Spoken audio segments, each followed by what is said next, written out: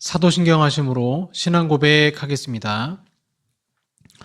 전능하사 천지를 만드신 하나님 아버지를 내가 믿사오며 그 외아들 우리 주 예수 그리스도를 믿사오니 이는 성령으로 잉태하사 동정녀 마리아에게 나시고 본디오 빌라도에게 고난을 받으사 십자가에 못 박혀 죽으시고 장사한 지 사흘 만에 죽은 자 가운데서 다시 살아나시며 하늘에 오르사 전능하신 하나님 우편에 앉아 계시다가 저리로서 산자와 죽은 자를 심판하러 오시리라. 성령을 믿사오며 거룩한 공예와 성도가 서로 교통하는 것과 죄를 사하여 주시는 것과 몸이 다시 사는 것과 영원히 사는 것을 믿사옵나이다. 아멘. 네, 찬송가 145장 찬양합니다. 오 거룩하신 주님. 찬송가 145장입니다.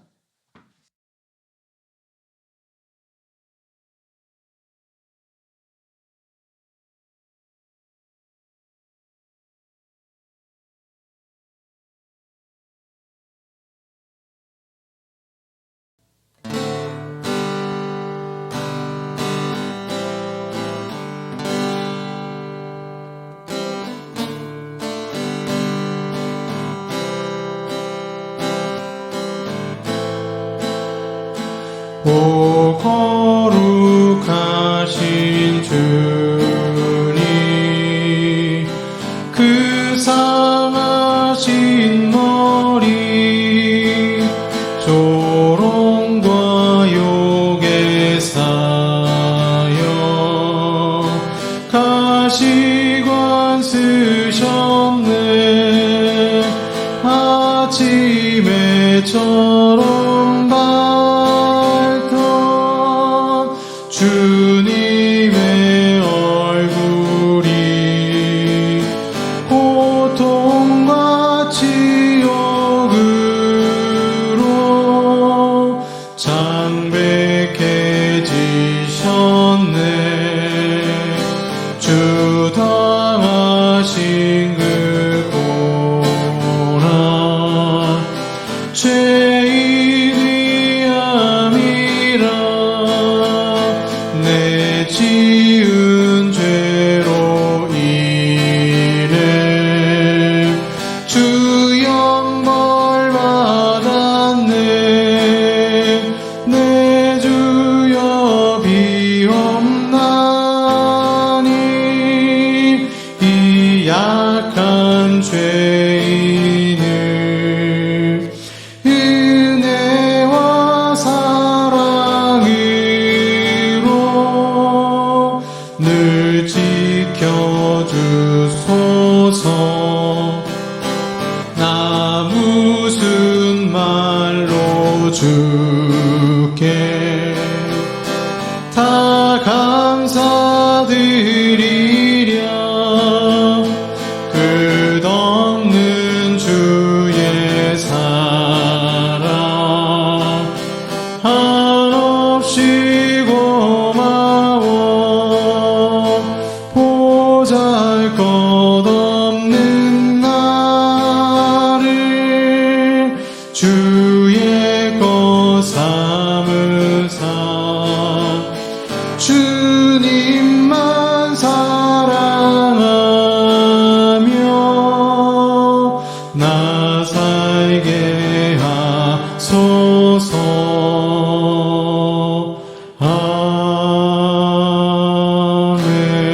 아멘.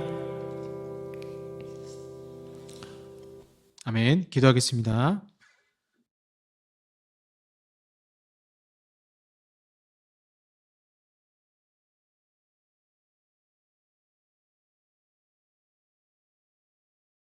사랑의 아버지 하나님 감사합니다. 십자가에 달리신 예수 그리스도를 바라보면서 나 또한 같이 그 십자가에 달리고 우리를 올감했던 그 법조문까지도 같이 못 박으신 하나님께 감사하며 믿음으로 살기를 주여 원합니다.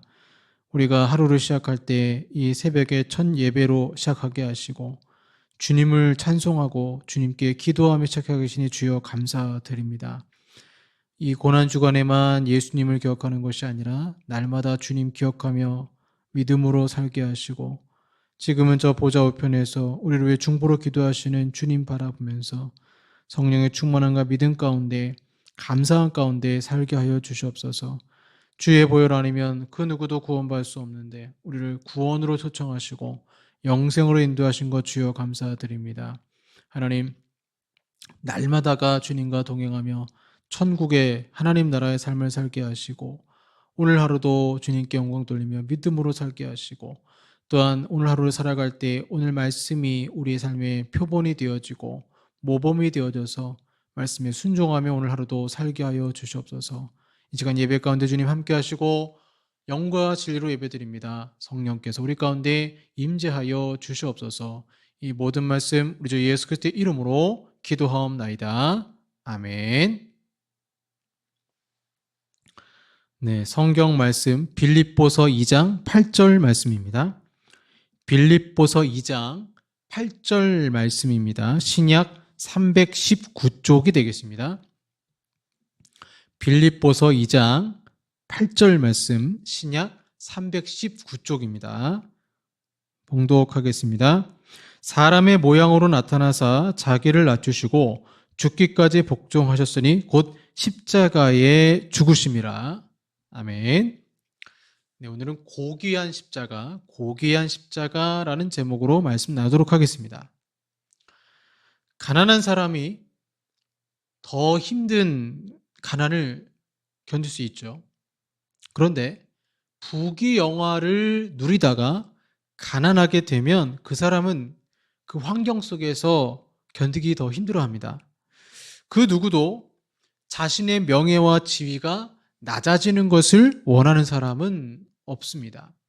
예전에는요, 지금도 그럴 수도 있는데 대기업에서 나이 많은 임원들을 쫓아낼 때 책상 위치를 격하시켰습니다.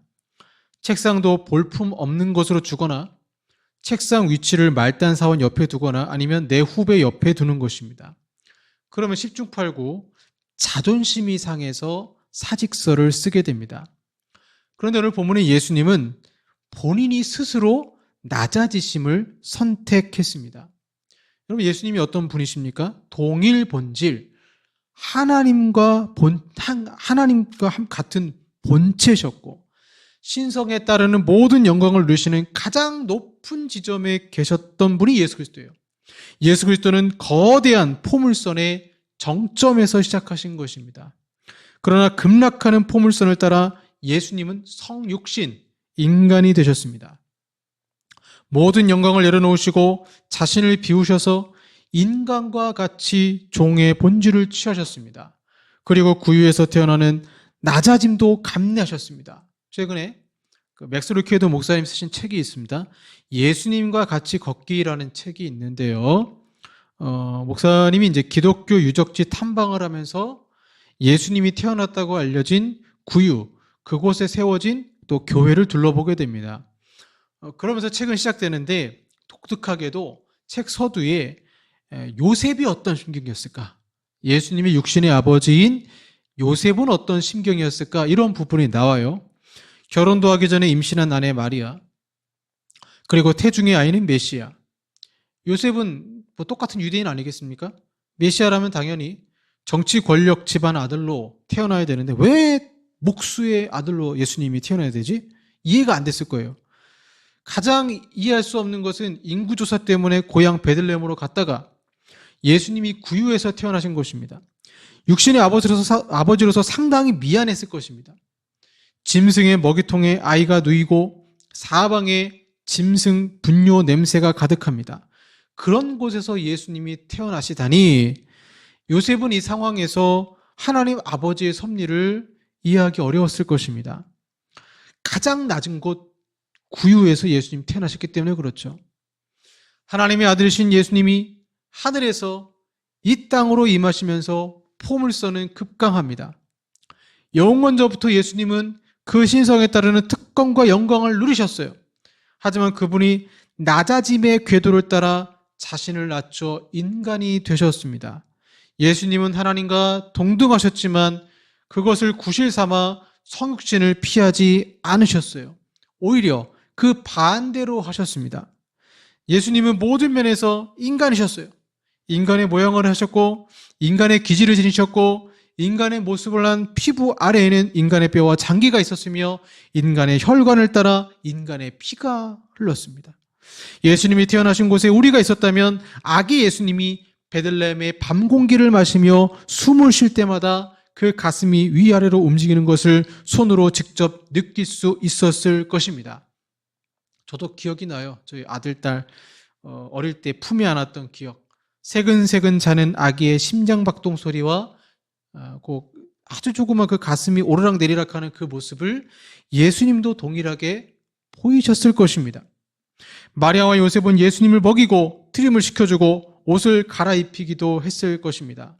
팔로 아기 예수님을 안았을 때 숨을 쉬고 꼼지락대는 살아있는 아기를 온몸으로 느낄 수 있었을 것입니다. 예수님이 세상의 구주가 되시기 위해서는 이 모든 일련의 과정들이 필요했던 것입니다. 우리를 구원하시기 위해서 예수님은 우리와 같은 존재가 되어야만 했던 것입니다. 종교개혁자 자카리아스 우르시누스는 이렇게 썼어요. 사람이 죄를 저질렀으므로 사람이 죄를 배상해야 했다. 어거스틴도 비슷한 얘기를 했습니다. 예수님은 인간과 완전히 같은 본질을 입으셔야 했다. 인간이 구원을 받아야 했기 때문이다. 그래서 오늘 본문에 자기를 낮추시고 이걸 자발적 겸손이라고 말합니다.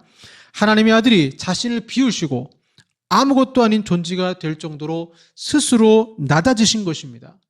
고대의 이교도 철학자들은 겸손을 경멸해요. 미국의 할리우드 문화에도 겸손보다는 자기 자랑을 미덕으로 삼습니다. 예수님은 성육신으로 멈추시지 않았어요. 포물선의 가장 깊은 끝부분, 바로 죽기까지 복종하셨습니다. 태초에 아담은 실패했습니다. 그 실패한 부분에서 예수님은 삶으로 아담이 하지 못한 것을 해내셨어요. 율법에 순종하셨고 항상 하나님과 교제하시면서 성령으로 사역하셨습니다. 그런데 이렇게 삶을 살아내므로 순종하시면만 그쳤다면 예수님은 그저 성인 군자 중에 한 명이요, 도덕적으로 따라야 할 선생일 뿐입니다. 예수님은 달랐습니다. 예수님은 아담이 절대 할 수 없었던 본인이 희생 제물이 되시기까지 결심하신 것입니다. 그렇게 하여 내가 죽고 내 양들을 살리라는 결심 속에 예수님은 오늘 본문에 죽기까지 복종하셨으니 라고 말씀을 하신 것입니다. 인간이 스스로 죽으면 자살이지만 하나님이 스스로 죽기로 결정한 것은 인류를 위한 희생이 되는 것입니다. 예수 그리스도는 십자가의 길을 거부하실 수도 있었어요. 이미 그분은 인간의 눈으로 사물을 바라보고 인간의 피부를 통해 이 땅의 고통을 경험하셨습니다. 또한 자신의 주위 환경을 둘러볼 기회도 있었습니다. 그렇기 때문에 예수님은 더 낮아지지 않으시고 다시 영광으로 돌아가실 수 있었어요. 사실 사탄은 어떻게든 예수님을 넘어뜨리려고 유혹했습니다. 마귀가 또 그를 데리고 지극히 높은 산으로 가서 천하만국과 그 영광을 보여 이르되 만일 내게 엎드려 경배하면 이 모든 것을 내게 주리라. 사탄은 예수님께 갈보리를 통하지 않고 영광에 이르는 길을 제시한 것입니다. 꼭 십자가에서 죽는 길이 아니라도 영광의 길을 이룰 수 있어. 그러나 예수님은 쉬운 길을 택하지 않으셨어요. 그 길을 거부하셨어요. 죄를 대속하지 않으면 우리를 죄에서 구원할 수 없기 때문에 십자가 없이는 구속함도 없습니다. 그래서 예수 그리스도는 구원의 포물선에서 마지막 내리막길까지 따라가기로 결정하신 것입니다. 예수님은 죽기까지 순종하셨습니다. 이것이 끝이 아니에요. 오랜 세월이 지났지만 우리는 여전히 바울이 십자가에서 죽기까지라고 외치는 소리에 경외심을 느끼고 있습니다. 예수님은 구유에 낮아지신 뿐 아니라 십자가의 낮아지심까지 겪기로 하셨던 것입니다. 초대교회 위대한 설교자, 황금의 혀라고 불렸던 크리소스톰이라는 분이 있죠. 아주 위대한 설교자였는데 이분이 빌립보서 2장 오늘 본문에 이 8절 말씀을 대할 때 이렇게 얘기했습니다. 도저히 말로 표현할 수 없습니다. 황금의 입이 도저히 말로 표현할 수 없습니다. 우리도 마찬가지예요. 죽기까지 복종하신 예수님 보면서 도저히 말로 표현할 길이 없어요. 그러나 우리는 예수님이 우리를 위해 십자가에서 고난당하셨다는 사실을 알아야 됩니다. 도저히 말로는 할 수 없는, 그러나 성경은 그는 그 앞에 있는 기쁨을 위하여 십자가를 참으사라고 말씀하고 있습니다. 예수님이 참으신 십자가는 상징물도 아니요, 십자가 목걸이에 어떤 펜던트도 아니고 벽에 박아놓는 기호도 아니고 순전한 고문 기구였습니다. 이제 우리는 구원의 포물선에서 최저점에 도달했습니다. 구유의 낮아짐은 시작일 뿐이었고 하나님의 아들이 사람이 되면서 포물선을 그리는 순종의 길을 시작하셨고 구유부터 계속 아래로 떨어지는 그 길에서 마침내 십자가까지 도달하셨습니다. 바울이 경탄한 것도 이것입니다. 바울이 수년 동안 주님과 동행했고 그리스도의 십자가를 깊이 생각할 때 많았으며 온갖 시험을 당했어요. 그러나 이런 바울도 처음에는 예수님이 그러한 낮아지심을 감내하셨으면 도저히 이해가 안 갔어요. 믿을 수가 없었습니다. 바리새인 중에 바리새인이었던 바울이 십자가는 저주의 틀인데 어떻게 저주의 틀, 이방인들도 십자가를 저주하는데 어떻게 예수님이 십자가에 달린 것을 우리가 메시아를 믿을 수 있지? 바울은 이해를 할 수가 없었어요. 그런데 그런 상황 속에서 십자가형이 이 죽음의 그 최악의 그 죽음 속에서 사람들은 그 저주받은 거라고 생각했던 그 굴욕 속에서 바울이 성경 구약을 버리지 못했습니다. 구약을 연구할수록 더 연구할수록 아 그렇구나. 이래서 메시아가 죽었구나. 이래서 우리의 죄를 위해서 주님이 십자가에 달려 죽으셨구나. 예수 믿는 사람을 잡아 가두기까지 했던 바울이 오늘 본문 빌립보서 2장 8절에서 바울이 이렇게 쓰고 있습니다. 예수님은 자기를 낮추시고 죽기까지 복종하셨으니 곧 십자가에서 죽으심이니라. 그가 평생 연구한 결론이 바로 본문 빌립보서 2장 8절 말씀인 것입니다. 그래서 바울은 복음을 믿을 때에도 십자가가 처음엔 그에게 방해물이었지만 나중에는 그 십자가가 자신을 낮추게 만드는 고귀한 십자가가 되었던 것입니다. 이러한 모습을 보게 될 때에 유대인에게 거리끼는 그 모습 속에서 바울이 그리스도께서 갈라디아 3장 13절에 우리를 위하여 저주를 받은 바 되사 율법의 저주에서 우리를 속량하셨으니 기록된 바 나무에 달린 자마다 저주 아래에 있는 자라 하였음이라. 말씀과 씨름한 거예요.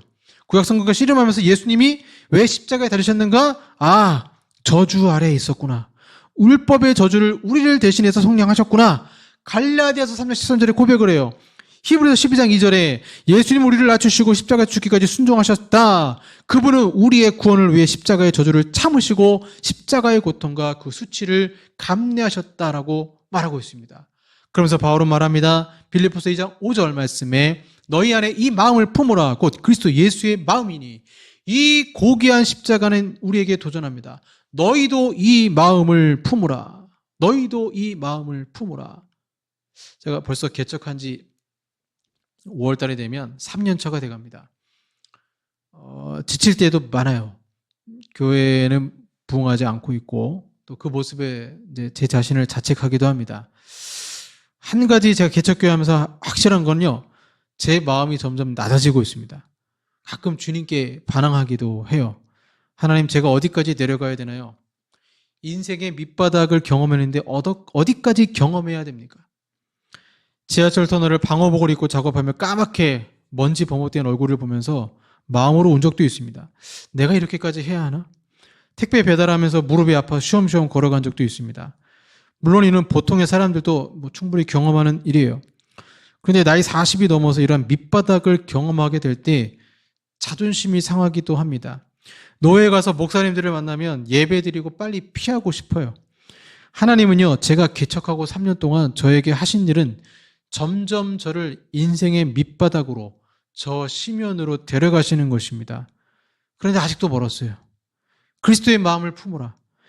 예수님이 자발적으로 내려가신 것처럼 저도 내려가야 하는데 잘 안 돼요. 아직도 멀었어요. 주님처럼 십자가에서 죽어야 되는데 아직도 멀었어요. 그래서 십자가는 고귀해요. 자신의 죽음으로 생명을 잉태하는 십자가는 고귀합니다. 사랑하는 여러분, 십자가에서 주님의 낮아지심을 우리도 배우고 이 마음을 품기를 원합니다. 포물선이 내려가면 가장 깊은 하강점도 있어요. 그 가장 깊은 하강점에 공은 다시 튀어오릅니다. 조금 더 낮아지고 어깨 힘 빼고 사람들 앞에서 자랑치 않고 주님처럼 겸손할 수만 있다면 저 높이 솟은 산이 되기보다 저기 오름직한 동산이 되기, 내 가는 길만 비추기보다는 누군가의 길을 비춰준다면, 그렇게만 살 수 있다면, 또 그렇게 살라고 우리에게 말씀하신다면 십자가는 우리에게 도전이 됩니다. 고귀한 십자가입니다. 나도 저렇게 살아야 되겠다 결단하게 되는 십자가입니다. 후회 없는 인생을 사시길 바랍니다. 십자가를 보며 더 낮아지지 않는 내 마음을 보면서 주님 닮기를 원합니다라고 고백하시고 오늘 하루 더 겸손히 더 낮아져 이웃을 섬기고 가족을 섬기고 또 교회를 섬기시길 바랍니다. 찬양하겠습니다. 보혈을 지나 하나님 품으로.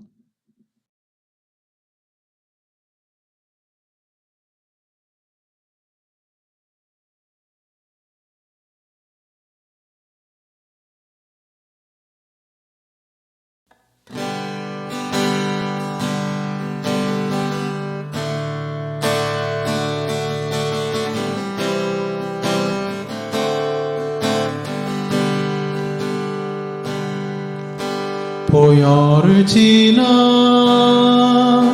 하나님 품으로, 보혈을 지나 아버지 품으로, 보혈을 지나 하나님 품으로 한 걸음씩 나가네. 보혈을 지나 하나님 품으로, 보혈을 지나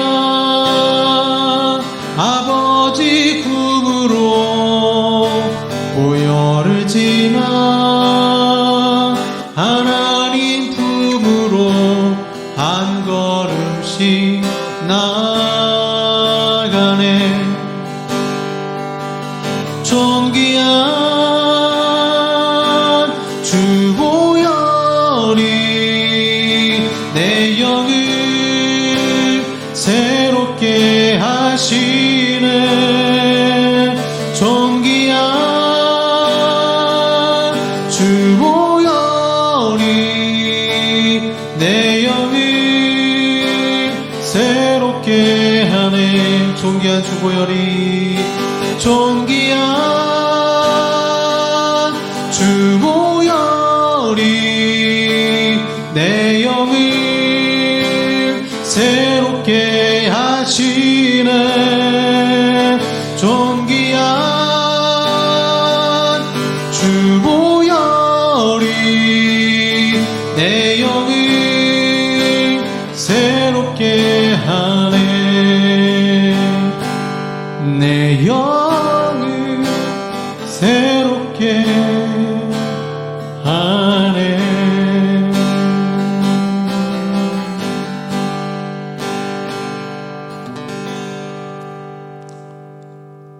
기도하겠습니다.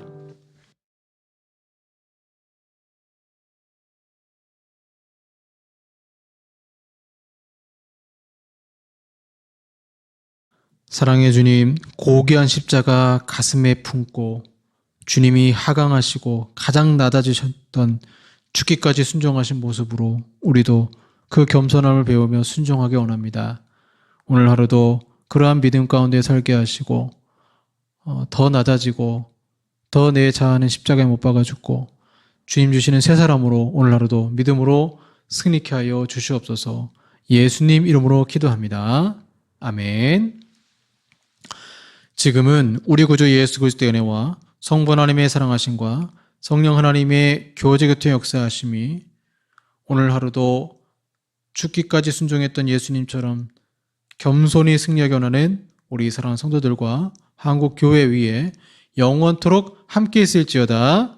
아멘.